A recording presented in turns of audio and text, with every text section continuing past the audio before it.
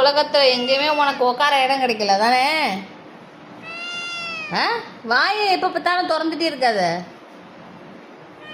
ஆஹா, இது எனக்கு பிடிக்கல. இவனை வீட்டை விட்டு முதல்ல காலி பண்ணுங்க. இவன் வீட்டுக்கு வேண்டாம்.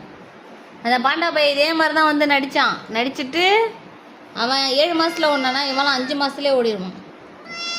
வாயை மூடுடா, பேசாதடா. ஏடா ஃபோன் அடிக்கிற? ஏன் வீடியோ எடுத்தா என்ன? பெரிய அழகா நீ. எப்படி உங்கள் அம்மாட்ட அனுப்பாமல் வச்சுருக்கேன் வெளியில்.